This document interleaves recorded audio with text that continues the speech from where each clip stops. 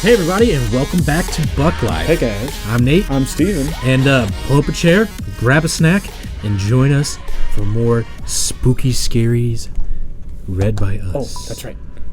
Beginning chapter 2 of Buried. Dude, this game is creepy. Wait till you put... Is this like a particle accelerator? Probably a subway. We're standing on a thin platform of what looks like a fancy subway. The rails look well used but not old. There are small overhead lights that are very dim, as if they are running on emergency power. The dim overhead lights are a blessing, but the size of the place makes me feel vulnerable. Staring ahead, the tunnel seems to be endless. It's almost dizzying. But there's a small light further ahead, and then a space that breaks the monotony of the tunnel's curved surface. Another platform, maybe? Why are we in a subway tunnel? Dennis, what do you think this is? Well, let's engage Dennis. If I'm talking... Yeah, if I'm with you, I'm not going to just talk to myself. Looks like... Oh, go ahead. It looks like we're waiting for the D train. Dennis says with a deadly sounding cackle. Giggles. The D train's my penis. Also, the ringing noise is louder down here. It's much more solid now, and there's some other sounds. Something like the faint hum of machinery. What's your take on this, boss? Do you think we're safe here? Dennis asks.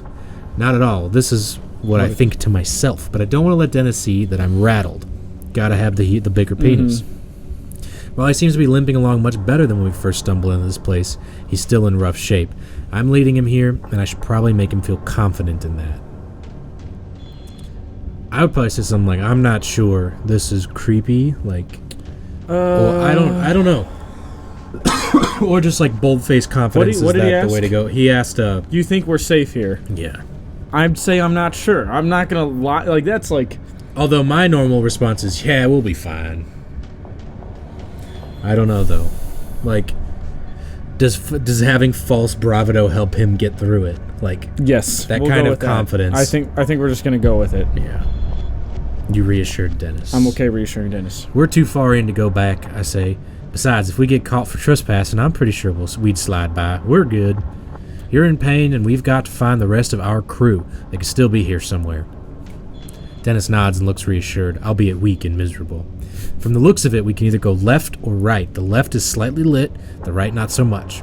This makes me uneasy because I get the sense that one wrong turn in a place like this would have us wandering for hours. Suddenly, I jerk my head to the right as I hear the unmistakable sound of someone walking. Did you hear something? I asked Dennis, my eyes straining to see anything in the darkness. Not sure. He says. Maybe it kind of sounded like footsteps. I wait a moment, but the sound doesn't come again. So those are our options. To the left, a flickering lights indicating that we'll at least be able to see. There's also a hum of machinery, a sign of life. To the right, it's just darkness, but we also heard footsteps in that direction. Oh, well, we know the BuckLyfe answer. Oh my god. Left is always right. Except for when it's not. But right's always wrong. What a non-statement. Like, left is always right except for when it's not. Yeah, it's pretty much what the whole channel's about. Yeah, that's true. Okay. Footsteps. Yeah, do we want to... We're looking for our crew. It could be they stumbled down here like us. They wandered down here like us. Or it could be that...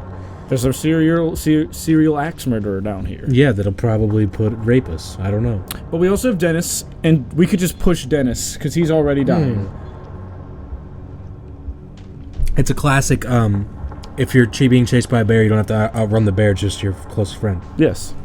I'm sorry to say, I think I might outrun you in that situation. You're faster than Except I am. you would probably grab my shirt and be like, you're dying with me, bitch. Yeah, I think the two of us could fight the bear. Where would you go? I would head towards lights, because darkness freaks me the fuck out. So if we're doing this based on what the two of us would do in this situation, I think we'd go left. But if we... Okay. Sorry, this is going to take a little bit of explaining. We're with a group of our friends. Me and you are together down there. We wander down here and we hear footsteps to our right. And we are actively looking for our friends.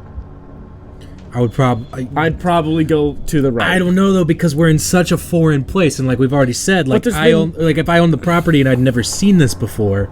But I would also not. There's no reason to assume that there's anyone trying to kill us at this point. Except for like some stuff on the panel was a little questionable. Like the entity got out. The entity got out. We go left. Okay. You decided to go into the lights. Seems smart to stay in the light. Left it is.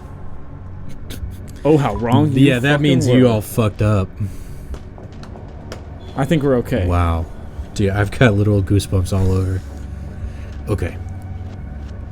As we head left, the lights ahead are like a beacon in the dark, luring us forward. Shit. It's like an anglerfish. We fucked up. Someone left the lights on. Oh, that's you. Someone left the lights on for us. Dennis says, trying to be funny but creeping me out instead. I wonder if that's a good or bad thing, I say. As we near the lights, I hear the hum of machinery grow louder, but it doesn't sound like any machine I've heard before. As the light increases, I use it to take an inventory of Dennis and his condition. While the bleeding seems to have stopped, the amount that is soaked into his pants and shirt is beyond alarming. How much further can you walk? I ask him. Can you keep going? Yes. Dennis says. Let's walk into the deep tunnel that has no business being here. I like the way you think. Now, fully stepping into the light, I notice that the sound of machinery is coming from an area on the left side that is protected by a guardrail. Wisps of bright blue light dance on the walls as they leak out from whatever is below.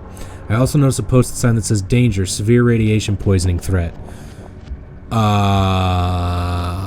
If we saw dangerous radiation poisoning, we would probably move on. I'd probably stay back and move on. Like, I think so.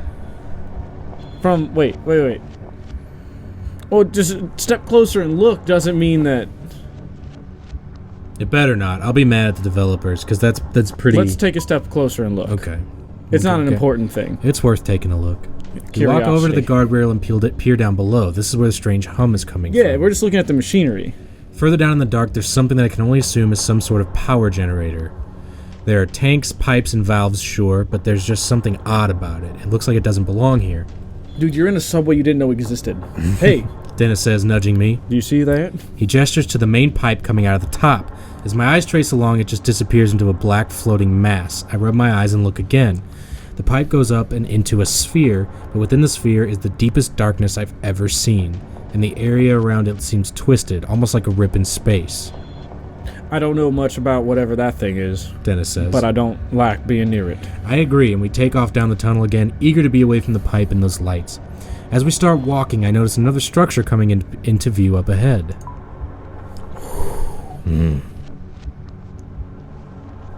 Oh my goodness. Is that a recycling bin? I certainly hope so. As we head further into the tunnel, we reach another platform. There's light coming from the platform, but like the overhead lights, they are dim, red emergency lights.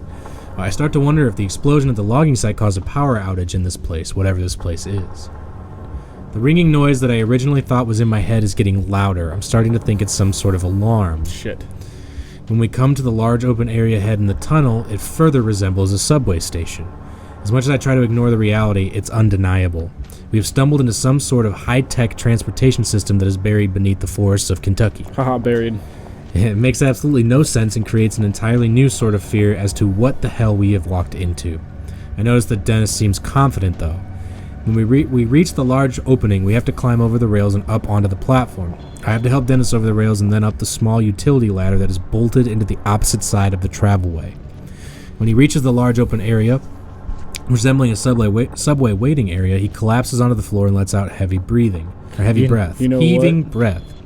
You know what? Dennis says, exasperated. This is ridiculous. I quit. I'm not going any further. On top of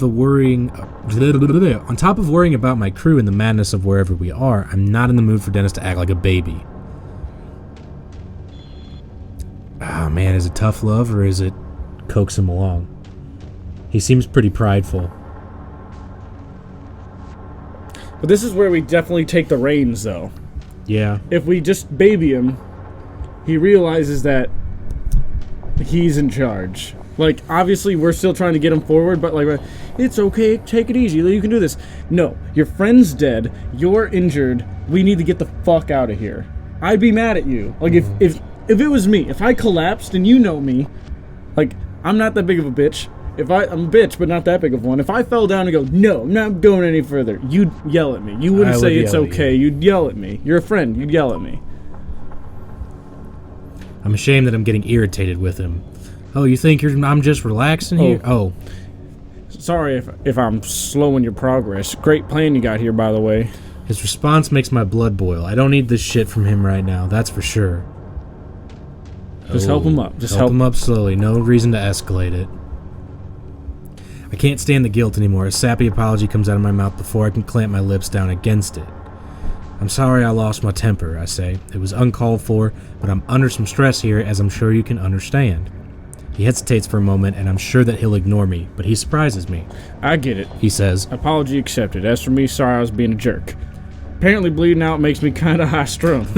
Dennis is always high-strung and about 2 harsh words away from trading punches with someone, but I keep that to myself. We exchange an awkward look and put it behind us. Fuck yeah! It is no different than some argument we might have had on the job site or over a few beers. There we fucking go. Well done. One thing is for sure, I'd much rather be arguing with him over a few beers than here in this nightmare. I reach down, help him to his feet, and then we get ourselves up onto the platform. Right in front of us, there's an entrance to a long hallway exiting the platform area. It's at this point that I realize those red emergency lights might be on for someone else who is actually supposed to be here. I would stay quiet. Yeah, no, there's no... the only things you have to go off of are some random footsteps you heard and a sign saying that there's an entity breakout. Yeah, I would stay quiet. I would stay quiet. Unless you were sure. It's like... Yeah.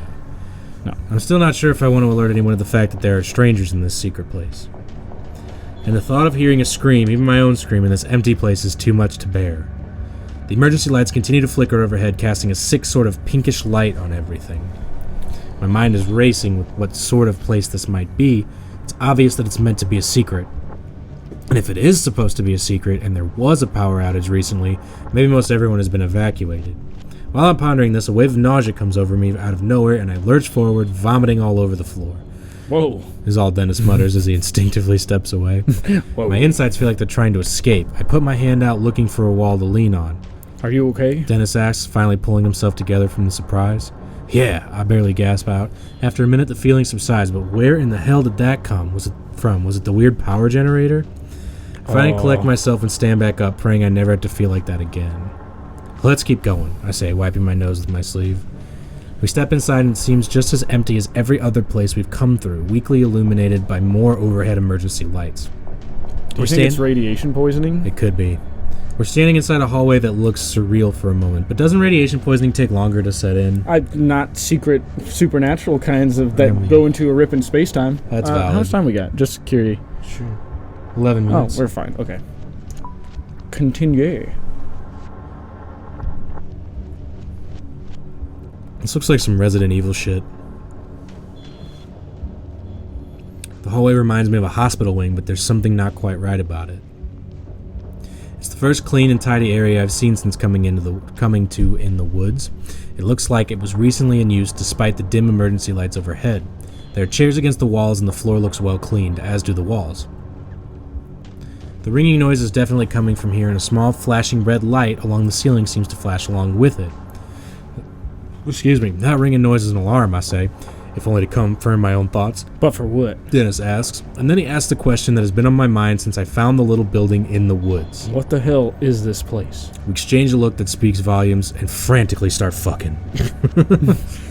We reach the end of the hallway and hear a sound like a large metallic grinding. This is followed by a clicking noise and then the unmistakable noise of a generator kicking on. Oh boy. Oh my goodness. Oh shit. That's a change of pace. Dude, this music though. The music just changed. Without warning, the whole facility jolts to life. The red glow of the emergency lights is suddenly replaced by bright white fluorescent ones. Holy shit. The mechanical hum is oddly comforting. Somehow the power being back on urges us on. It's then that I notice the ringing has stopped.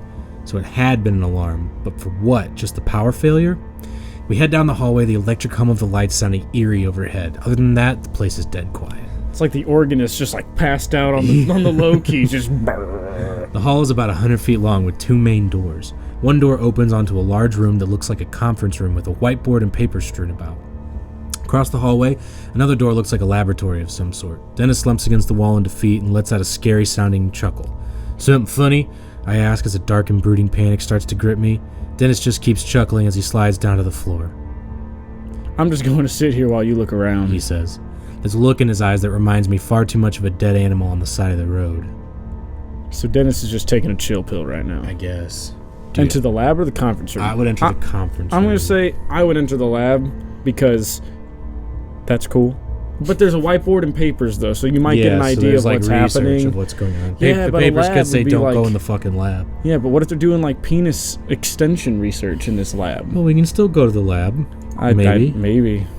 We'll go to the conference room. Oh, I think we can do both. I think we can do both. I hope we can. Science. Flowcharts.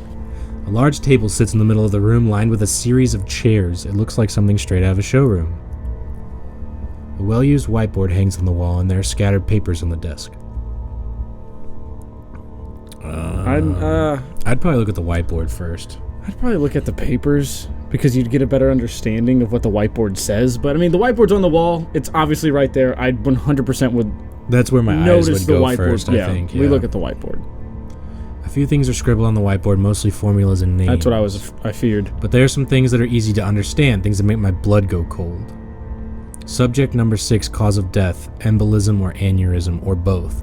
Ideas for new delivery mode, spherical liquid, induced comatose state first, TerraCore Co. equals possible plutonium supplier. Let's look at the papers. Wash your hands of the situation, leave the room. Most of the papers and printouts have codes and equations that go way over my head, but there are also some handwritten notes that don't make me feel any better about our situation. I read through them and see scrawled notes that say things like, last experiment failed, overdose before transport, levels indicate cellular catabolism, more lead shielding in export suits, measurements make no sense, let Barksdale know about possible Higgs field fix. Isn't that Higgs is like quantum particles? Maybe. I think so. Outside in the hallway, I hear Dennis grunting. I head out of the room to see him still seated on the floor, but I don't get very far because I exit. A man comes rushing around the corner with an automatic rifle in his hand. Holy shit.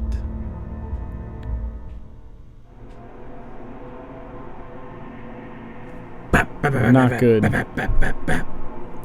It's hard to look beyond his rifle, but the man carrying it is young with messy dark hair. His skin is so pale that I wonder if maybe he lives down here. He has the look of a guy who's been cooped up for a little too long. Okay, this is good. He doesn't seem like the kind of person I'd trust with a gun in a stressful situation. I'm good at these situations. As he sees us in the doorway, he screams and brings the gun up. It's aimed directly at my head.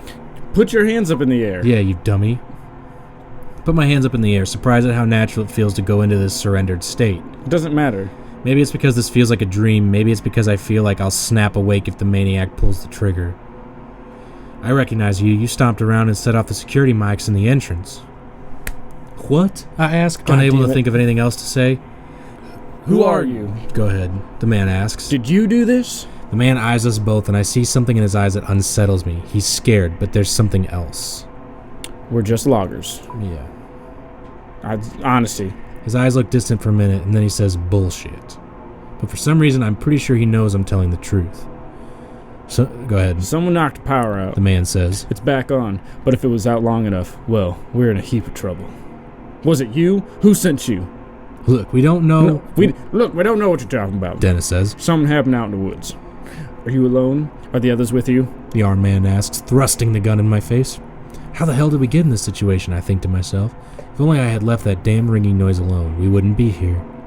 I'm not really sure if we want to give this guy information yet. We don't know anything about him, then again, he might have answers. I would say no, just us. What did he say? What's the question? He asked, was it you? No, he said, are you alone? Are there others with you? Yeah. Dude. Maybe we were up front and say we're looking for our crew. I would honestly be like, in the situation, I'd be like, looking for our crew. Yeah. Like, people are missing. I'm just gotta be honest with them. We have other crew members that we can't find, I say. Your crew? He asks, seeming confused. If this man thinks that we're nuts, there's no telling what he might do. The fact that he looks a little crazy himself makes the situation even hairier. But how'd you get in here? The man asks. I pointed down the hall towards the subway. We came in that way. The doors weren't locked. The man's expression calms a bit, but I'm still very aware of the gun that is leveled less than a foot away from my face. To add to the stress of the moment, another bout of nausea starts to bubble up inside of me, making me dizzy. Maybe going so close to that radioactive machine in the tunnel wasn't such a good idea after all. Yikes. It takes all I have not to puke and to stay focused on the muzzle in front of me. Please put the gun down. I'd grab his gun. Really? I'd grab his gun. I think you're going to get a shot. No, it's really close now. Or you're going to get Dennis shot. No, and he's relaxed. Come on, it's time to be a man. All right, let's get Buck. Let's grab his fucking gun. Grab his fucking gun. You decided to grab the man's gun. He looks like he might laugh at my request, and it is this arrogance that makes me crack and once again rely on my instincts. I reach out quickly, slapping the gun barrel away. I then reach for it and nearly have a grip on it when the man jerks to the left. My ballsy move startles him, but not nearly enough. He brings the butt of the rifle around like a javelin, and it catches me on the right side of the head. Unlucky for me, it's the exact spot I struck my head on when I fell back on the logs earlier, as if that spot wasn't already tender enough. I see white flecks in my vision as I stumble and go to a knee. I feel myself wanting to fall to the floor, but know that it could mean my death. There's a flare of pain in my head, but I manage to stay on one knee. I then raise my hands quickly and surrender, letting him know that I am aware that I have made a grievous error. He then levels the rifle at Dennis, and I can only assume it's because his wounds make him appear to be the weaker of us. The man takes a shaky step forward. Dennis looks back and forth between the barrel of the gun and me, his eyes pleading for help. Dude. I feel like... Dude, if we step between Dennis and that gun, he's gonna shoot us. Because we just tried to grab that gun. But I feel like he also might be like, you're crazy. Okay. Like, it's an act of, like, compassion. You know what I'm saying? I think like, I would step between. I would also. Before I'm fully aware of what I'm doing, I step out in front of Dennis. The barrel of the rifle is nearly touching my chest now. I think this is good. Both Dennis and the man seem a little confused at my action, and I do my best to swallow down my fear. I don't know what's going on here, I say, but we are here by mistake. I think this is good. Well, you have no business here, the man says. But now that the power's on, I think you might be too late anyway. For what? I ask. But he doesn't answer me. Instead, he steps forward and actually pushes me backwards with the end of the rifle. The man then repeats a question he asked before, one that makes no sense and honestly makes me think he might be a little crazy. Who sent you? He asks. You assholes from the Pentagon? I'm not quite sure how to take this question. Is the guy joking? Yeah, I'm the president. I think, as a logger, be like, yeah, I'm the president. He'll laugh. Like, he'll be like... Let's do it. He's crazy, so I think this will be fine. The arm man looks as if someone has slapped him.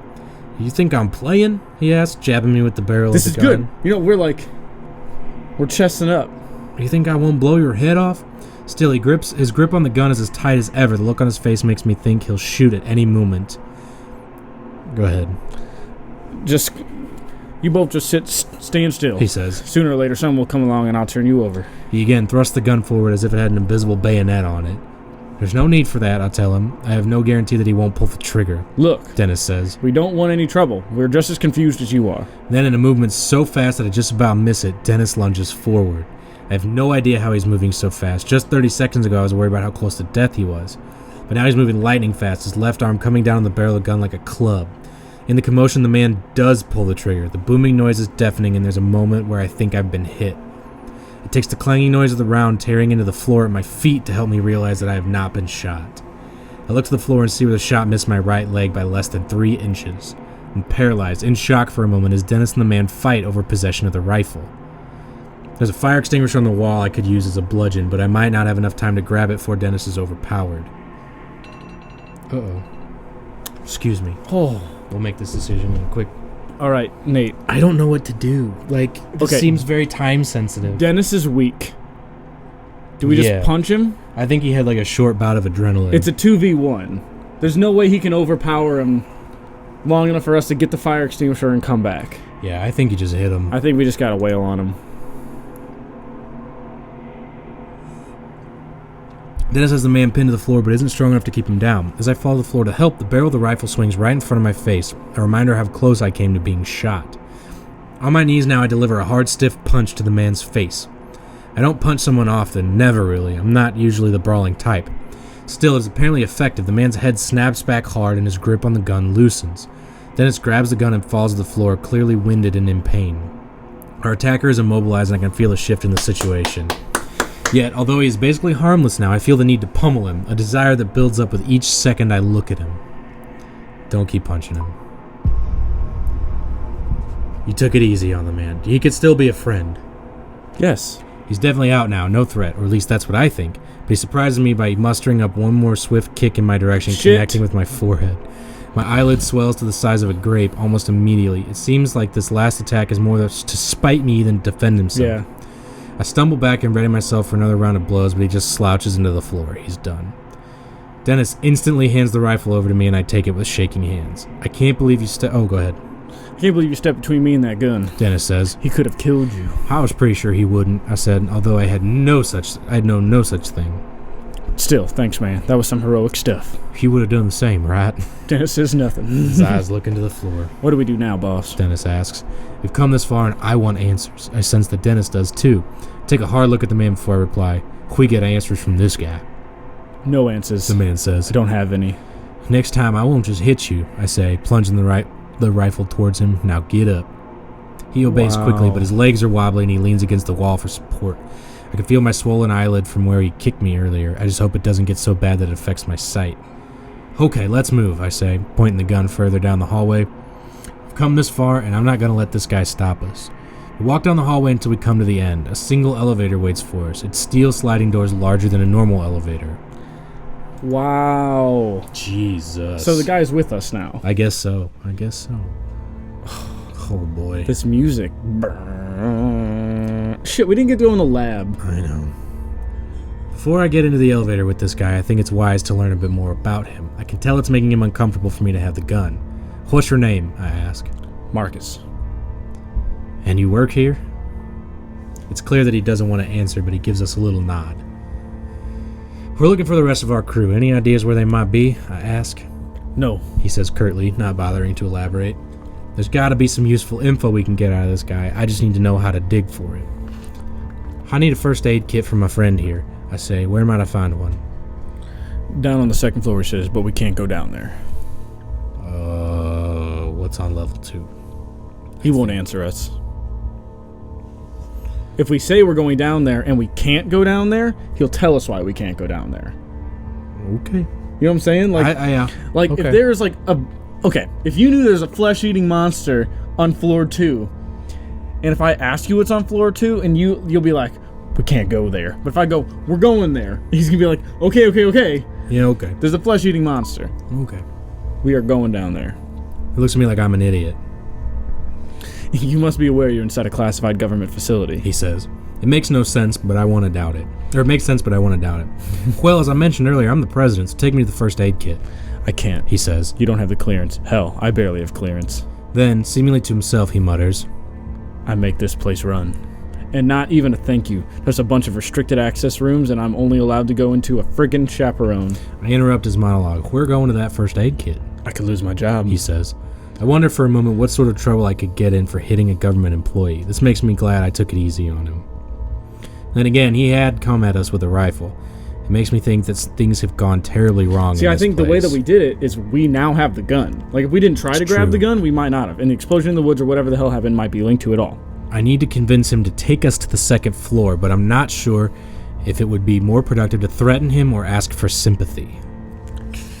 At this point, we have his gun. Let's appeal to his better nature. If we ask for help, we'll be like, dude, yeah, help us. We can threaten him at any point. I agree.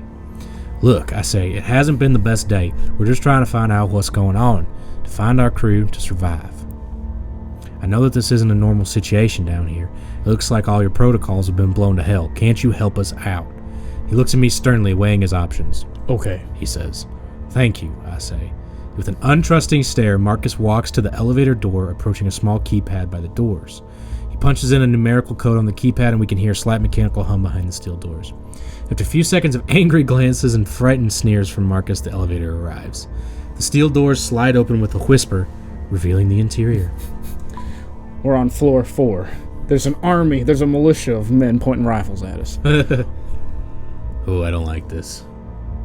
Oh, it didn't open. It's exceptionally well lit and looks to be made of stainless steel. I half expect the thing to take off at the speed of light. There's another small keypad on the front right panel by the door with the options for 3 sub-level floors. Looks like this elevator doesn't go to the surface. So after we get a first aid kit for Dennis, how do we get out of here? I ask. We can't leave, Marcus says. Once power came back on, the whole place was put on lockdown. What? I shout. Can't you override it? No, it's to prevent anything from getting out. I can't. Marcus looks as deflated as Dennis. We can't get out. We're stuck here. Dennis leans into the corner and almost falls onto the floor. The struggle for the rifle took a lot out of him. I can see that much in his face. Slowly we start to move down. The hum and grind of the car's motors fill the space. That seems sarcastic. Yeah, I would ask the obviously dumb question, I think. Yeah, and then if he'll give us an answer. So we're stuck here. Marcus scowls at me. I think it's a fair question. It doesn't seem unreasonable to assume he won't be able to get us out. We'll find somebody with the access codes, and they'll be begging me to figure out how to lift a lockdown. These people think they're so brilliant, but some of them can barely turn their computers on without help. The top coder in my class at MIT, and I'm stuck living underground helping idiots who don't even trust me with keys. So he's unhappy. I would ask, what's going on here? He won't tell us, though. He won't tell us. I think he would tell us how big the place is. But is it big like what's going on here? Go ahead. Oh, it's a government facility of the higher secrecy. Marcus says. A research facility. It goes 4 stories underground, and quite frankly, it scares the piss out of me that you two got in here so easily. Why is that, I ask? This is a black ops graveyard. Even the CIA doesn't know this place exists. Wow. You gotta ask what goes on here now. You can't just... That's a casual brag if I've ever heard it. Marcus shakes his head. You may as well shoot me, I can't tell you. Why not? It's beyond classified, and the things I know don't even cover the start of it. Wow. What does that mean, I ask, starting to get irritated. It means that even if I wanted to tell you what sort of work is done here, I don't know enough about it. What knocked the lights out? Well, he doesn't know that. He thought we did it, remember? Let's ask him what his job is, start to get to know him a little bit more, and get him on our side. He even does it. He thought we knocked the lights out. So what's your job? I handle the IT work and make sure the databases are up and running. It's a 24/7 job. I haven't seen sunlight in almost a year. Yikes. I wonder what staying in a place like this for that long would do to someone's mind. I was recruited. He continues. Because of the workload, no one else wanted this job, but I don't really mind being by myself. No family. Plus, the IT. It's some crazy shit. Crazy how? I ask. This place generates over 100 terabytes of data per day. He answers, getting the slightest bit excited before his face falls again. He likes this. Yeah. What happened here? What knocked the lights out? What happened here? Isn't that kind of the same question? It's giving us the same question, so let's ask him what happened here. Yeah, I think... Seems like some sort of power outage. Marcus says. That's all I know. There was an outage, and then... Then what? Dennis asks weakly. Then things got weird. Things got bad. Bad how? I ask. The whole place seemed to shake when the lights went out. I was checking the monitors, and it happened, and everything went dead. It took no more than a minute or so before I started hearing the screams. People were being killed by something. Oh, fuck. I tried getting the security cameras going again, but then they only lasted a little bit on my backup systems. But what I saw... What? I asked, feeling a sharp fear worm its way into my guts. Well, what I saw on the screens for that little bit of time made no sense. It made me get the gun from the emergency vault. I think whatever it is, it's still down here. Hold on, I say. There's an emergency vault with a rifle in the same room as the security cameras in this place? Marcus gives me a grin that looks neatly insane. There are guns locked away in every room in this place, just in case, you know. So we're still in danger here. So we're... in case of what? As he opens his mouth to answer, the elevator comes to a stop and the doors slide open. Marcus is out right away without a word. He makes his exit and heads directly for a glassed-in room that is filled with computer monitors and high-end equipment. Dennis and I file out behind him, trying to keep up. As we do, one very alarming question runs through my head. What the hell kind of government facility keeps loaded guns and emergency vaults in every single room? Holy moly. This is insane. Oh, wait. Yeah, I want to see the stats. Insane. Unreal. That's nuts. This is awesome. I'm so enchanted. I'm still upset about Tony. Poor Tony. You and 61% of players ignored the warning sign and looked at the glowing reactor. You and 64% of players stepped in front of Dennis to protect him from Marcus. It makes me think that regardless of the dialogue, we would have had that choice. You and 65% of players went easy on Marcus. Could we have done more? I don't know. Probably heading towards the light or the dark, you know. Yeah, would have different options. I don't know. I feel pretty good about that. I do feel really good about I'm happy that we took it easy on Marcus. But, guys, all right, that was Chapter 2 of Buried. Guys, thank you so much for joining us. This is amazing. It is incredible. Bless you. There we go. Thank you. Okay, guys, if you haven't already, go ahead and hit that subscribe button. If you want, right here, we'll have our, what's one we haven't plugged in a while? Tattletale. Let's do Tattletale. And over there, something else. Resident Evil 7. There you go. Check it out. All right, guys. You'll love it, I promise. Thank you so And much we'll for see you joining us. tomorrow. Bye-bye.